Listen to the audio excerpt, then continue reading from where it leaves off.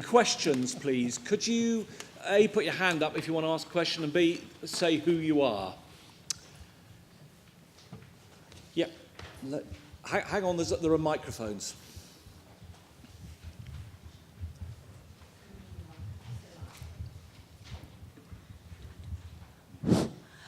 Gilly Rogers, British Horse Society Fellows and Instructors Association.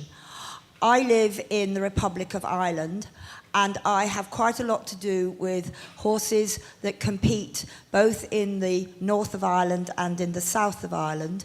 And I'm wondering, please, Pamela, can you help me? Because I have friends in Dressage Ireland who are asking me to ask this exact question. Do they have to have blood tests? What do we do from the south to move to the north, and vice versa, clients from the north to the south bringing their horses to our competitions? Thank you.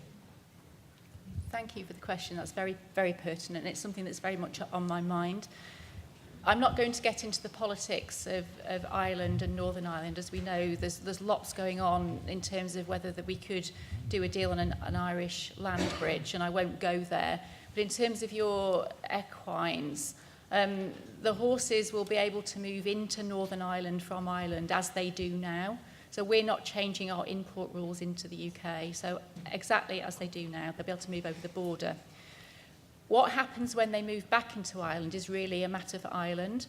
If you follow the EU rules, and Ireland, of course, remains an EU member state, in order to receive those animals back, they will require those blood tests and that extra documentation that I talked about. So I would expect that colleagues in the Republic of Ireland will be gearing up to make those checks as animals move back over the border, and we'll be putting communications out about exactly what's needed. So I think check their website, see what they're saying.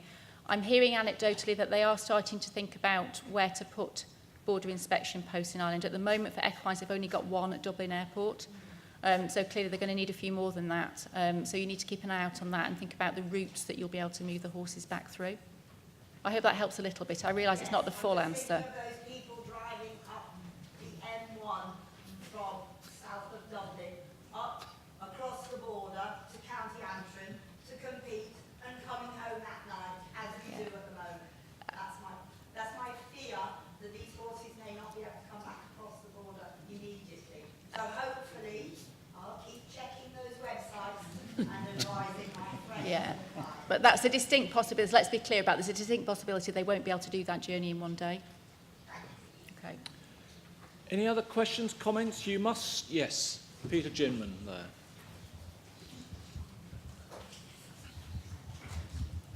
Thank you. Peter Ginman, veterinary surgeon, wearing various hats.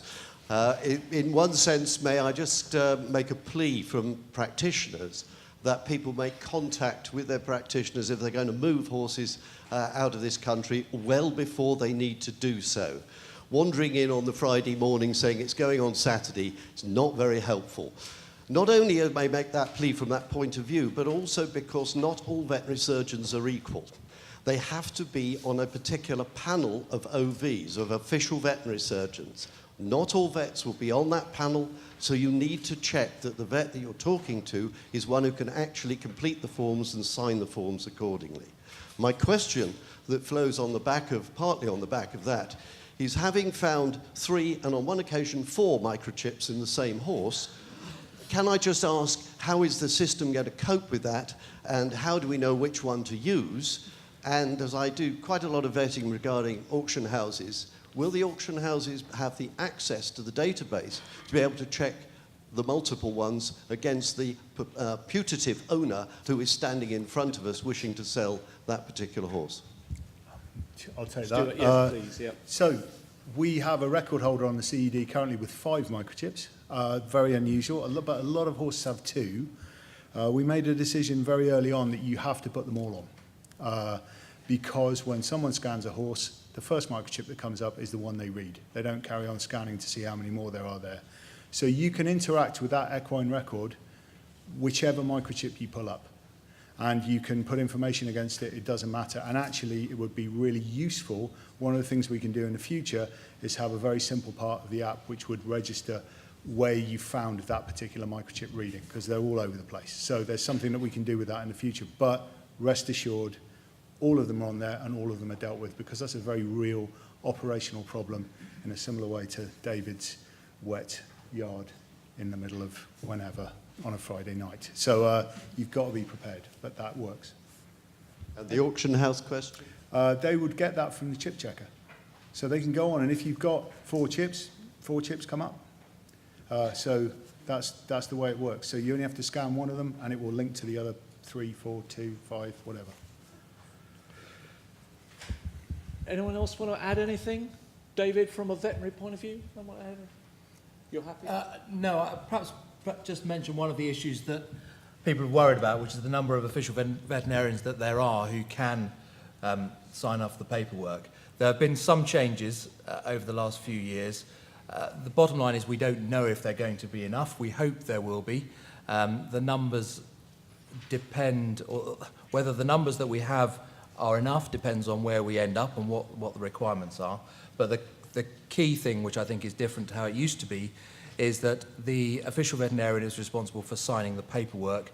They can send a colleague out to inspect the horse and take the blood samples. So that does effectively increase the pool of available veterinary expertise. That's useful. Could I just add one more thing to that? And that is that underneath the veterinary app now that we're working with Behaviour on, we are able to do an RCVS check in real time to check that the person using the application is the person they say they are, they practice from the practice that they say they practice from, and that they are a vet who at that point in time is allowed to practice. They haven't been suspended or struck off. And that is a constant process that happens. So there is the ability to put that out for OVs or other vets.